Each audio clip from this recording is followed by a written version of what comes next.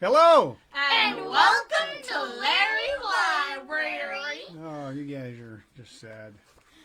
Hello! No, don't put that on my head. Hello, welcome to Larry's Library. Yes, we're still struggling with this COVID pandemic, and although things are starting to open up, I'm continuing to read, and tonight I continue to read Pinocchio from C. Collodi. I don't know if I pronounced that right. So Pinocchio, this is not the... this is the original, kind of a little bit of a dark version of Pinocchio, in which he kills the cricket.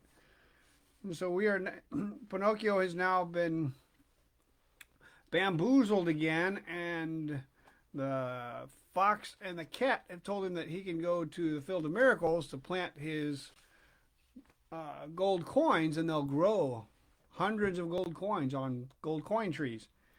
And he's going to do that. So they walked. The Inn of the Red Crawfish. They walked and walked and walked until at last, towards evening, they arrived dead tired at the Inn of the Red Crawfish. "Let us stop here a little," said the fox, "that we may have something to eat and rest ourselves for an hour or two. We will start again at midnight, so as to arrive at the Field of Miracles by dawn tomorrow morning." Having gone into the inn, they all three sat down to a table, but none of them had any appetite. The cat, who was suffering from indigestion and feeling seriously indisposed, could only eat 35 mullet with tomato sauce and 4 portions of tripe with Parmesan cheese, and because she thought the tripe was not seasoned enough, she asked 3 times for the butter and grated cheese. The fox would also willingly have picked a little, but as his doctor had ordered him a strict diet, he was forced to content himself simply with a hare dressed with a sweet and sour sauce and garnished lightly with fat chickens and early pullets. After the hare, he sent for a made dish of partridges, rabbits, frogs, lizards, and other delicacies. He could not touch anything else. He had such a disgust of food, he said, that he could put nothing to his lips. The one who ate the least was Pinocchio. He asked for some walnuts and a hunch of bread, and left everything on his plate. The poor boy, whose thoughts were continually fixed on the Field of Miracles, had got in anticipation and an indigestion of gold pieces. When they had supped, the fox said to the host, "Give us 2 good rooms, one for Mr. Pinocchio and the other for me and my companion. We will snatch a little sleep before we leave. Remember, however, that at midnight we wish to be called to continue our journey." "Yes, gentlemen," answered the host, and he winked at the fox and the cat, as much as to say, "I know what you're up to. We understand one another." No sooner had Pinocchio got into bed than he fell asleep at once and began to dream. And he dreamt that he was in the middle of a field, and the field was full of shrubs covered with clusters of gold sovereigns.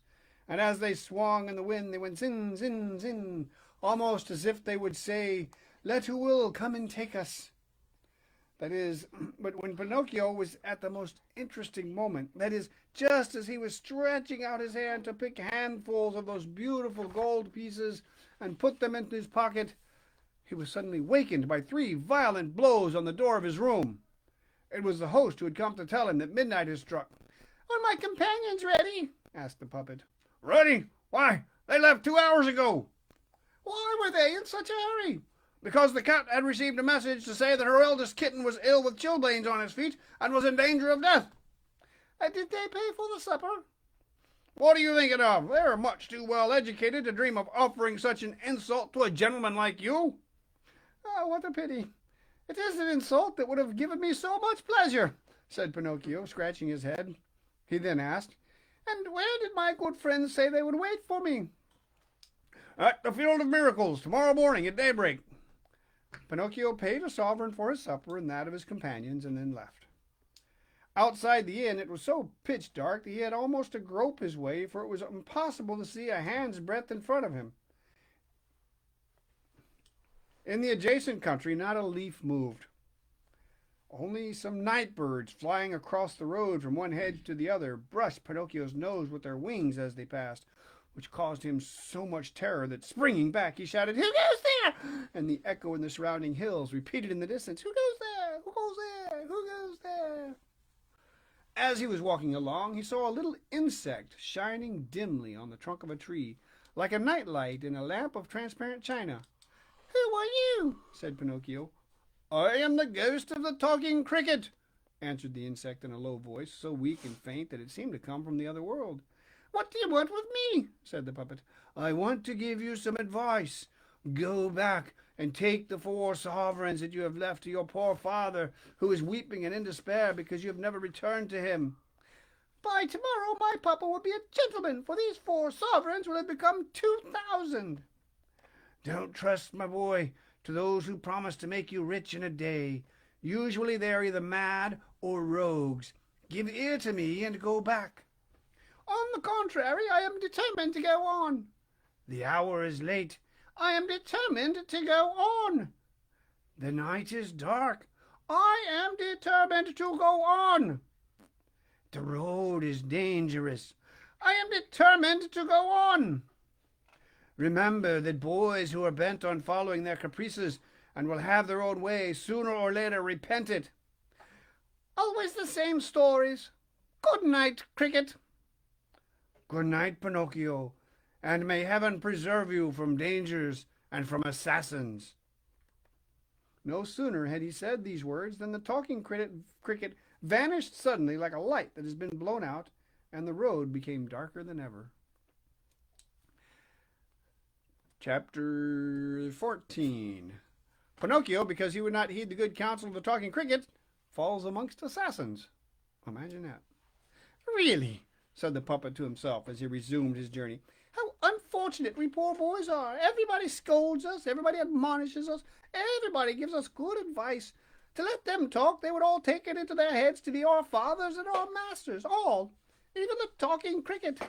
See now, because I don't choose to listen to that tiresome cricket, who knows, according to him, how many misfortunes are to happen to me. I am even to meet with assassins. That is, however, of little consequence, for I don't believe in assassins. I have never believed in them. For me, I think that assassins have been invented purposely by papas to frighten boys who want to go out at night. Besides, supposing I was to come across them here in the road, do you imagine they would frighten me? Not the least in the world. I should go to meet them and cry, 'Gentlemen assassins, what do you want with me?' Remember that with me there is no joking. Therefore go about your business and be quiet." At this speech, said in a determined tone, bless you, Thank you. those poor assassins, At the speech, said in a determined tone, those poor assassins, I think I see them, would run away like the wind.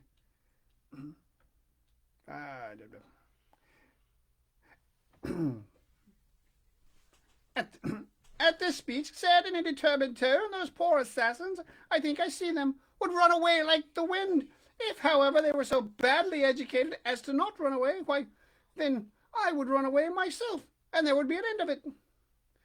But Pinocchio had not time to finish his reasoning, for at that moment he thought that he heard a slight rustle of leaves behind him. He turned to look, and saw in the gloom 2 evil-looking black figures, completely enveloped in charcoal sacks. They were running after him on tiptoe and making great leaps, like 2 phantoms. "Here they are in reality," he said to himself, and not knowing where to hide his gold pieces, he put them in his mouth, precisely under his tongue. Then he tried to escape, but he had not gone a step when he felt himself seized by the arm and heard 2 horrid sepulchral voices saying to him, "Your money or your life." Pinocchio, not being able to answer in words owing to the money that was in his mouth, made 1,000 low bows and 1,000 pantomimes. He tried thus to make the 2 muffled figures, whose eyes were only visible through the holes in their sacks, understand that he was a poor puppet and that he had not as much as a false farthing in his pocket. "Come now, less nonsense and out with the money," cried the 2 brigands threateningly. And the puppet made a gesture with his hands to signify, "I have got none." "Deliver up your money or you are dead," said the tallest of the brigands. "Dead," repeated the other. "And after we have killed you, we will also kill your father." "Also your father." "No, no, no, not my poor papa," cried Pinocchio in a despairing tone, and as he said it, the sovereigns clinked in his mouth. "Ah, you rascal, then you have hidden your money under your tongue. Spit it out at once." But Pinocchio was obdurate. "Ah, you pretend to be deaf, do you? Wait a moment. Leave it to us to find a means to make you spit it out."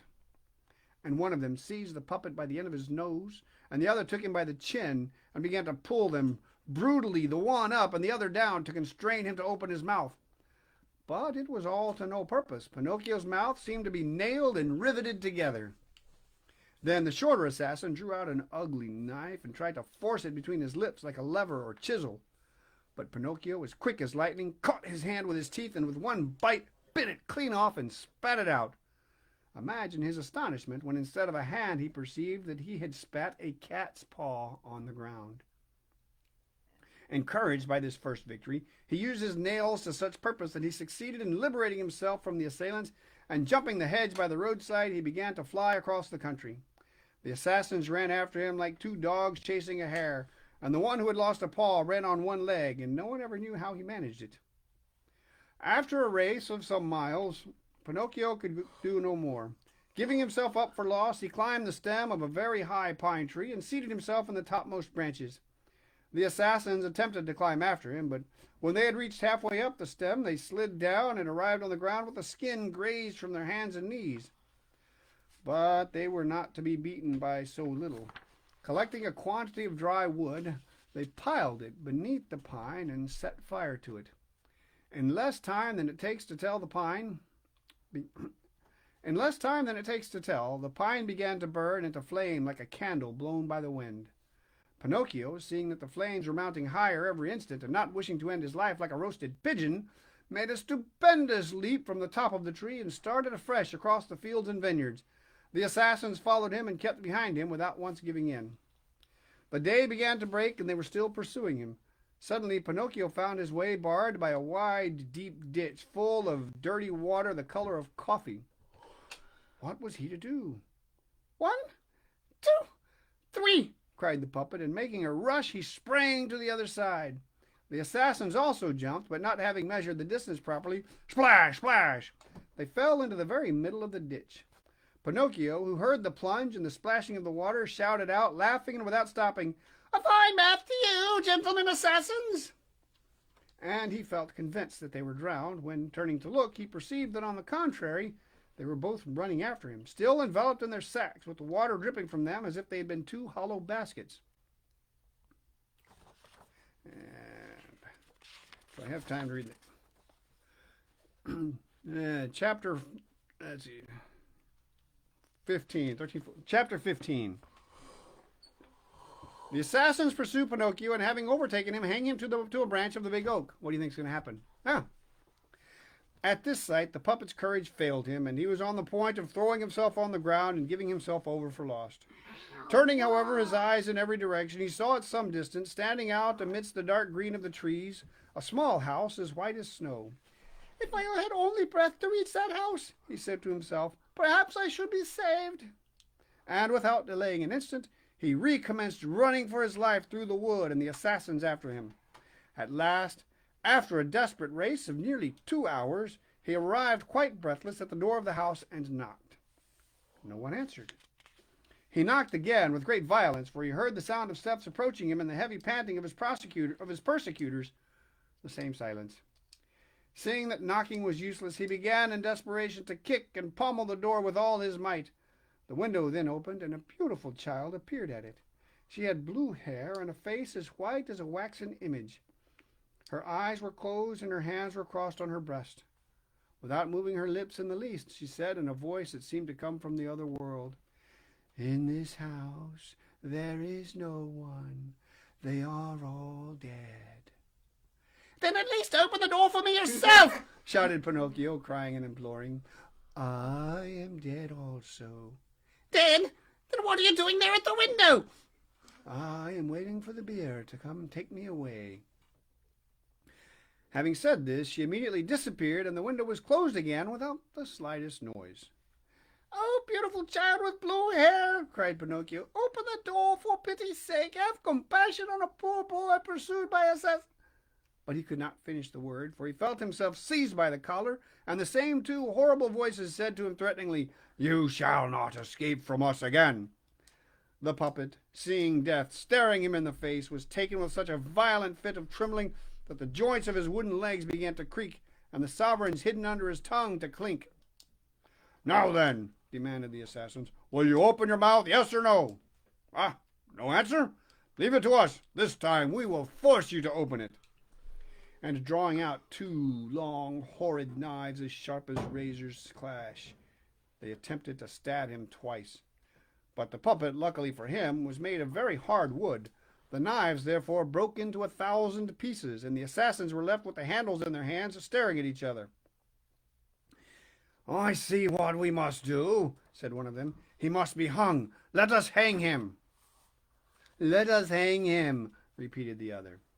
Without the loss of time, they tied his arms behind him, passed a running noose around his throat, and then hung him to the branch of a tree called the Big Oak. They then sat down on the grass and waited for his last struggle.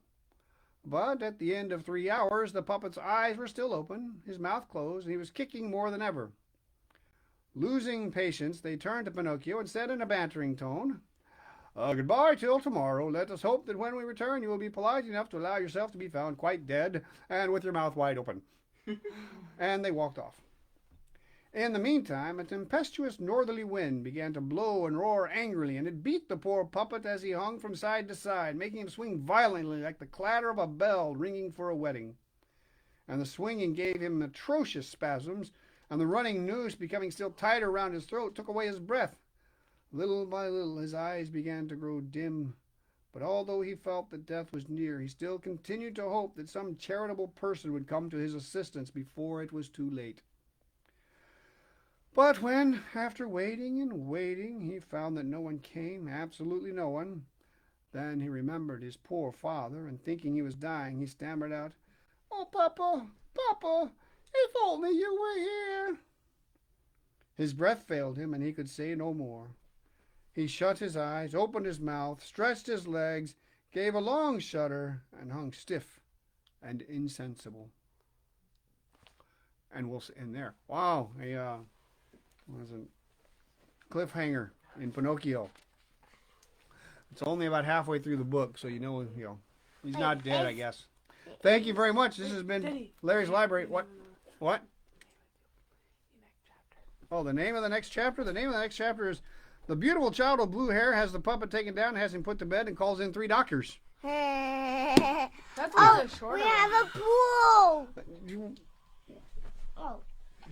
Thank you. This has been Larry's Library. Keep your hands clean. We'll see you tomorrow. That's enough. Bye. Pretend I didn't listen to that.